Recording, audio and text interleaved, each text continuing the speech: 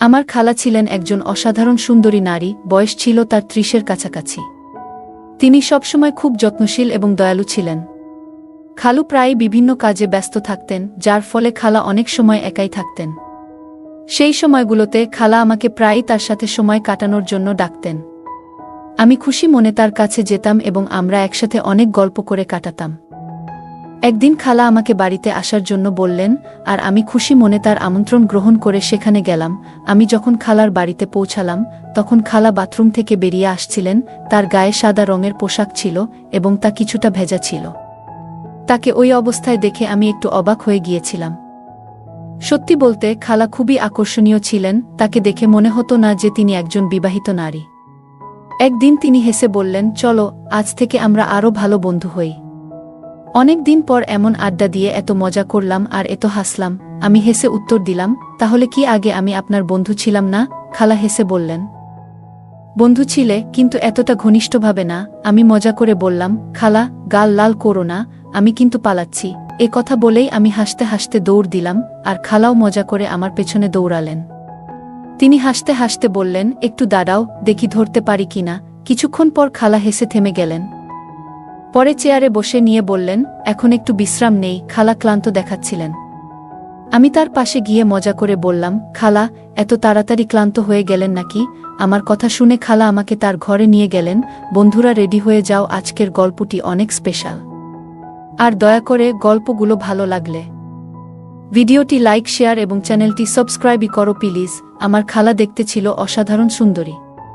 বাইরে বের হলে সবাই তার দিকে চেয়ে থাকত। আমি যখন ছোট ছিলাম তখন থেকেই তিনি খালুর সাথে শহরে থাকতেন, তাই তাদের সাথে তেমন বেশি যোগাযোগ বা দেখা করা হতো না। সে সময় আমি খালুর বাড়িতে থাকার সিদ্ধান্ত নিয়েছিলাম, কারণ আমার মা বাবা বিদেশে ভ্রমণে যাচ্ছিলেন। আমার খালু যখন বাবার সঙ্গে দেখা করতে এসেছিলেন, তখন তিনি বলেছিলেন যে আমাকে তার বাড়িতে রেখে যেতে। বাবা প্রথমে রাজি হচ্ছিলেন না। বাবা প্রথমে না করতে চেয়েছিলেন, কারণ তিনি জানতেন যে আমি এখন বড় হয়েছি এবং নিজের যত্ন নিতে পারি। তবে খালুর অনেক বোঝানোর পর বাবা রাজি হয়ে গেলেন, আর এতে আমি খুব খুশি হলাম, কারণ আমারও ইচ্ছা ছিল খালুর বাড়িতে যাওয়ার। খালা প্রিয়ার বিয়ে হয়েছিল আমার খালুর সাথে প্রায় কয়েক বছর আগে। তখন আমি ছোট ছিলাম, কিন্তু খালাকে দেখে আমার খুব ভালো লাগত। তিনি শুধু সুন্দরী ছিলেন না, খুবই তরুণ এবং আকর্ষণীয় ছিলেন। খালু আর খালার জুটিকে সবাই একসঙ্গে মানানসই মনে করত, তবে তাদের তখনও কোনো সন্তান হয়নি। তারা অনেক ডাক্তার এবং কবিরাজের কাছেও গিয়েছিলেন, এমনকি বয়স্ক পীরদের কাছেও, কিন্তু তাও কোনো সমাধান পাননি। সবশেষে তারা তাদের ভাগ্য মেনে নিয়ে ধৈর্য ধরেছিলেন। খালু আর খালার মধ্যে অনেক ভালোবাসা ছিল, আর আমার মনে হয় খালু কখনোই খালার সঙ্গে কোনো মুহূর্ত অপচয় করেননি। বিয়ের পর খালার রূপ আরও বেশি ফুটে উঠেছিল, আগের থেকেও বেশি মোহনীয় হয়ে উঠেছিলেন। একদিন খালা যখন রান্নাঘরে খাবার তৈরি করছিলেন, আমি তখন টিভিতে কিছু দেখছিলাম। হঠাৎ খালা আমার পাশে এসে দাঁড়ালেন। খালা একদিন আমাকে জিজ্ঞেস করলেন, কুনাল আজ কলেজে গেলে না? তার এমনভাবে আমার নাম ধরে ডাকা আমাকে কিছুটা অপ্রস্তুত করল, কারণ আমার মনে অন্য চিন্তা ঘুরপাক খাচ্ছিল। আমি হালকা বিরক্তি নিয়ে বললাম, না খালা, পরীক্ষা শেষে আমাদের 2 মাসের ছুটি চলছে। খালা তখন আমার জন্য দুধের শরবত নিয়ে এসে টেবিলে রাখলেন। তাকে এভাবে নিচু হয়ে কাজ করতে দেখে আমি কিছুটা অবাক হলাম। মনে হচ্ছিল কিছু বোঝার আগেই পরিস্থিতি অস্বাভাবিক হয়ে উঠেছে। খালার বাড়িতে এসেছি মাত্র 2 দিন হলো, আর এর মধ্যেই মনটা কিছুটা অস্থির হয়ে গেল। রাতে খাবারের সময় খালু আমাকে ও খালাকে বললেন যে তিনি কিছুদিনের জন্য ব্যবসার কাজে বাইরে যাচ্ছেন। আগে যখন তিনি বাইরে কাজে যেতেন, তখন খালাকে সঙ্গে নিয়ে যেতেন, কিন্তু এবার আমি বাড়িতে থাকার কারণে তিনি একাই যাওয়ার সিদ্ধান্ত নিলেন।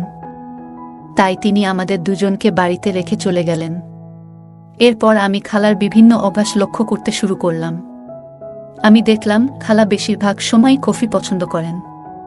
খালা যখন আমার সামনে বসেছিলেন, আমি হেসে বললাম, খালা আপনি দুধ চা কেন খান না? দুধ তো স্বাস্থ্যের জন্য খুবই ভালো। তখন খালা হেসে বললেন, আমার স্বাস্থ্যের কোনো সমস্যা নেই, তাই নিজেকে সক্রিয় রাখার জন্য আমি কফি পান করি। পরের দিন আমি আমার মোবাইলে গেম খেলছিলাম, হেডফোন লাগানো ছিল। খেয়ালই করিনি কখন খালা এসে আমার পাশে বসে আমার গেম খেলা দেখছিলেন। গেমের মধ্যে আমরা বন্ধুরা গেম খেলার সময় মজা করছিলাম এবং রসিকতা করছিলাম, যা হয়তো শালীনতার সীমা ছাড়িয়ে যাচ্ছিল। খালা আমার এসব কথা শুনে একটু অস্বস্তি অনুভব করলেন। তারপর তিনি আমার কাঁধে আলতো করে হাত রেখে তার উপস্থিতির জানান দিলেন। খালাকে নিজের পাশে বসে থাকতে দেখে আমি খুব লজ্জা পেলাম, বুঝতে পারলাম যে খালা আমাদের কথোপকথন শুনে ফেলেছেন। তখন খালা আর কিছু বললেন না। এরপর খালা তার ঘরে চলে গেলেন, আর আমার নিজের আচরণ নিয়ে খুবই খারাপ লাগল। সন্ধ্যায় আমি খালার ঘরে গিয়ে বললাম, খালা, আজ আমাকে 1 কাপ কফি বানিয়ে দাও। খালা মুচকি হেসে বললেন, কেন নয় আমার ছেলে, শুধু 2 মিনিট দাও, আমি একটু ফ্রেশ হয়ে নিচ্ছি, তারপর কফি বানিয়ে দিচ্ছি। তিনি উঠে ওয়াশরুমের দিকে চলে গেলেন, আর আমি টিভি লাউঞ্জে গিয়ে বসলাম। সেখানে একটি ফুলদানি ছিল, যার একটি ফুল আমার খুব ভালো লেগেছিল। আমি সেই ফুলটি তুলে নিলাম। ঠিক তখনই খালা আমাকে ডাকলেন। আমি উত্তর দিলাম যে আমি টিভি লাউঞ্জে বসে আছি। খালা হাতে একটি ট্রে নিয়ে টিভি লাউঞ্জে এলেন, যার মধ্যে ছিল 2টি কাপ কফি। খালা আমাকে 1টি কাপ কফি দিলেন, আর অন্যটি নিজে হাতে নিয়ে টেবিলে রাখলেন। আমি যেই ফুলটি হাতে ধরে রেখেছিলাম সেটি খালার চুলে লাগিয়ে দিলাম। খালা হেসে উঠলেন এবং বললেন, ধন্যবাদ আমার ছেলে। এই কথা শুনে আমি একটু হতাশ হলাম। আমি খালার দিকে তাকিয়ে বললাম, খালা, আপনি কি সারাদিন ঘরে থেকে একঘেয়েমি অনুভব করেন না? বাইরে ঘুরতে যাওয়ার ইচ্ছা হয় না? তখন খালা বললেন, না কুনাল, আমি তোমার খালুর সঙ্গে মাঝে মধ্যে বাইরে যাই, কিন্তু তার ছাড়া একা কোথাও যাইনি। আমি চুপচাপ কফি পান করতে লাগলাম। রাতের খাবারের পর আমি টিভিতে একটি সিনেমা চালালাম এবং খালার সঙ্গে বসে দেখতে শুরু করলাম। খালা মনোযোগ দিয়ে সিনেমাটি দেখতে লাগলেন। হঠাৎ সিনেমার একটি দৃশ্য দেখে খালা বললেন, এ তো সেই বাজে জিনিস যা তুমি পাবজি খেলার সময় করছিলে। এটা একদম ঠিক কাজ নয়, তোমার ভাষাও খুব খারাপ। খালার কথা শুনে আমার খুব লজ্জা হলো। তারপর খালা আমাকে বললেন, আমি তোমার মায়ের সঙ্গে কথা বলবো, যাতে তিনি তোমার উপর একটু নজর রাখেন। তুমি নিয়ন্ত্রণের বাইরে চলে যাচ্ছ। আমি খালার দিকে তাকিয়ে বললাম, প্লিজ খালা, আমাকে ক্ষমা করে দিন। আমার ভুল হয়েছে। আমি আর কখনো এ ধরনের ভাষা ব্যবহার করব না। আমার বন্ধুরা এমন কথা বলে, তাই আমি তাদের উত্তর দিই। এইভাবে কথা শেষ করলাম। খালা আমার কথা শুনে হেসে উঠলেন এবং বললেন, ভয় পেজো না, আমি কাউকে কিছু বলবো না। আমি জানি তরুণ ছেলেরা কখনো কখনো কেমন কথা বলে। ঠিক আছে, আরেকটা সিনেমা চালাও। এইটা কি দেখছো? তখন আমার মনে স্বস্তি ফিরে এলো। আমি খালাকে জিজ্ঞাসা করলাম, আপনি কোন ধরনের সিনেমা দেখতে পছন্দ করবেন? তিনি বললেন, কোনো বলিউড সিনেমা চালাও। আমি একটি বলিউড সিনেমা চালিয়ে দিলাম। খালা মনোযোগ দিয়ে সিনেমাটি দেখতে লাগলেন, আর আমি তার দিকেই তাকিয়ে রইলাম।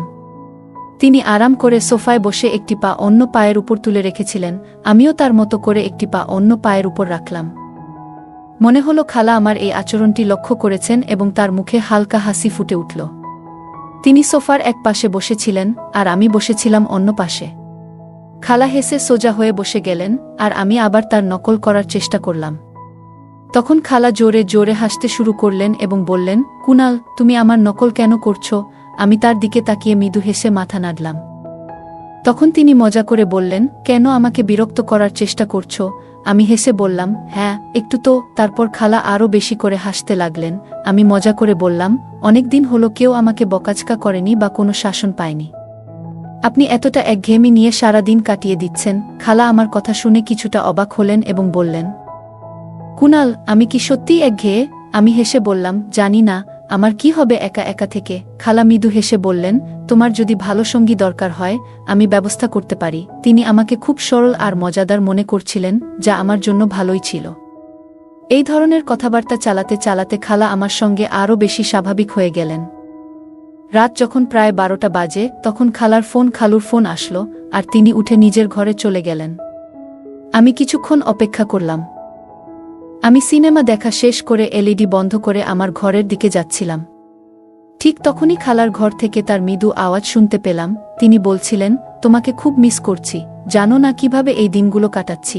অন্যদিকে খালু কি বলছিলেন তা আমি শুনতে পাইনি, কিন্তু খালার কথা শুনে আমি কিছুটা অবাক হলাম। খালা খালুকে আরও অনেক কথা বলছিল আর তাকে তাড়াতাড়ি বাসায় আসতে বলছিল। খালা অনেকক্ষণ রাতে খালুর সাথে কথা বলেছিল। সকালে উঠে দ্রুত ফ্রেশ হয়ে আমি আমার ঘর থেকে বের হলাম এবং টিভি লাউঞ্জে এলাম, কিন্তু সেখানে কেউ ছিল না। পরে আমি খালার ঘরের দিকে গেলাম, দরজা বন্ধ ছিল, অর্থাৎ খালা তখনও ঘুমাচ্ছিলেন। আমি কিচেনে গিয়ে নিজের জন্য কফি বানালাম এবং কিছু টোস্ট গরম করে টেবিলে বসে নাস্তা করতে শুরু করলাম। আমি নাস্তা করছিলাম, ঠিক তখনই খালার ঘরের দরজা খুলল এবং তিনি বাইরে এলেন। আমাকে দেখে একটু লজ্জা পেয়ে বললেন যে রাতে ঘুম না আসার কারণে তিনি খুব দেরিতে ঘুমিয়েছিলেন, তাই সকালবেলা তাড়াতাড়ি উঠতে পারেননি।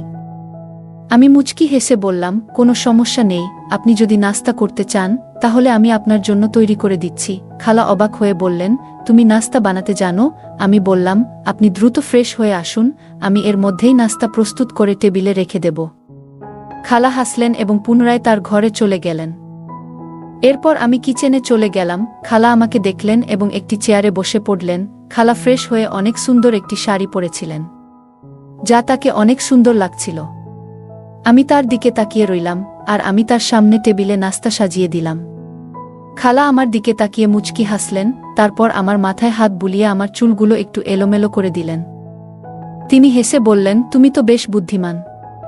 আমি ভেবেছিলাম তুমি আজকালকার ছেলেদের মতোই হবে, কিন্তু তুমি তো অনেক পরিশ্রমী। আমি খালার হাত ধরতে গেলে তিনি মুচকি হেসে আমার গালে হালকা করে একটা চাপ দিলেন এবং বললেন, তোমার চুল এলোমেলো হলেও তুমি আরও সুন্দর লাগছ।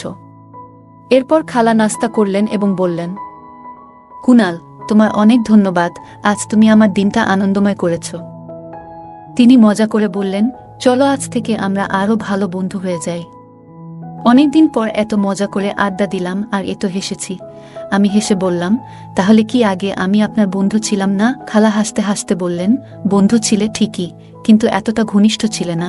আমি মজা করে বললাম, খালা, আমার গাল লাল করো না, আমি পালাচ্ছি। এ কথা বলে আমি হেসে দৌড়ে গেলাম আর খালাও হাসতে হাসতে আমার পেছনে ছুটলেন।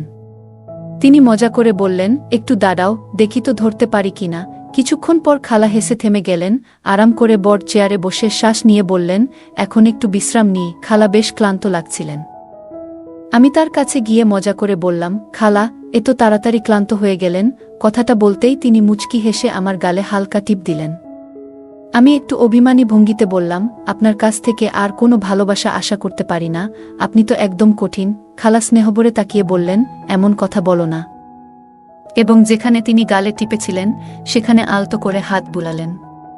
তারপর হঠাৎ হেসে বললেন, আমি একটু পোশাক পরিবর্তন করে আসি। কিছুক্ষণ পর তিনি বাথরুম থেকে লাল রঙের একটি পোশাক পরে বের হয়ে এলেন। তাকে দেখে আমি বিস্ময়ে স্তব্ধ হয়ে গেলাম। তিনি অসাধারণ লাগছিলেন।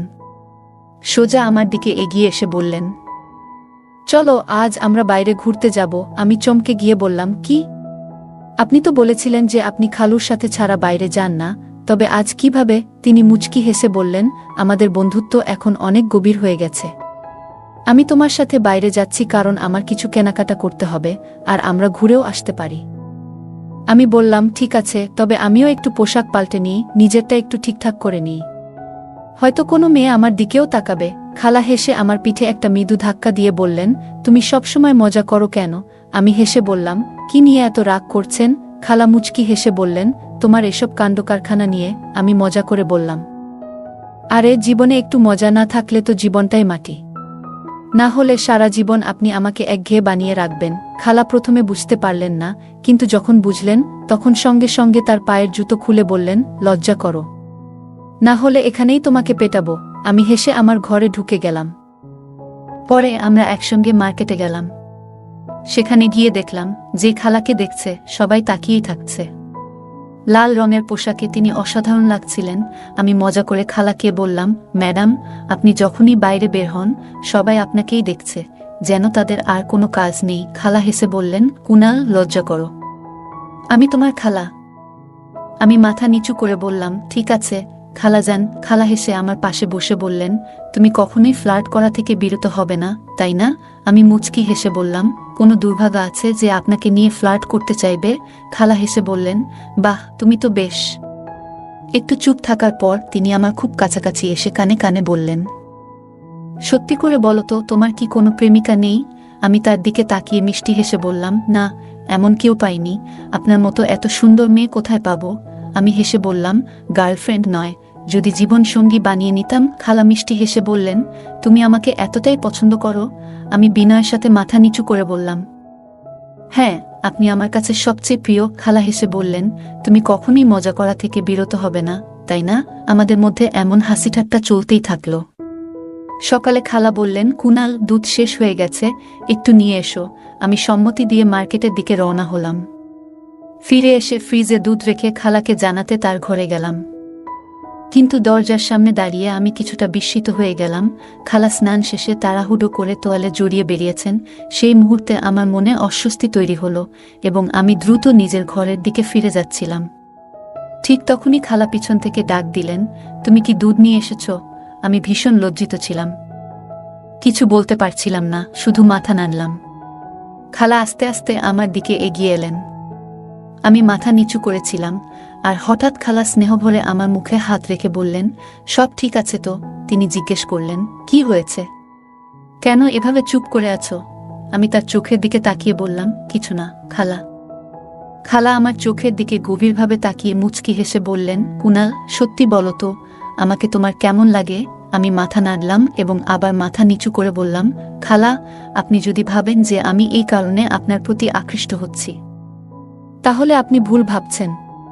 আপনার সৌন্দর্য অবশ্যই অসাধারণ, কিন্তু সৌন্দর্যই সব কিছু নয়। খালা গভীরভাবে নিঃশ্বাস নিলেন এবং আমাকে এমনভাবে দেখলেন যেন আমি কোনো পাগল। আমি আবার মাথা তুললাম এবং বললাম, আমি কখনো চাই না যে আপনি সাময়িকভাবে আমাকে গ্রহণ করুন আর তারপর সারা জীবন আমাকে আপনার কাছ থেকে দূরে রাখুন। খালার জন্য এই মুহূর্তটা খুবই সংবেদনশীল ছিল। তিনি ধীরে ধীরে বিছানায় বসে পড়লেন এবং মৃদু গলায় বললেন, খালা আমাকে বললেন, এসো, এখানে এসে বসো। আমি ধীরে ধীরে তার পাশে গিয়ে বসলাম।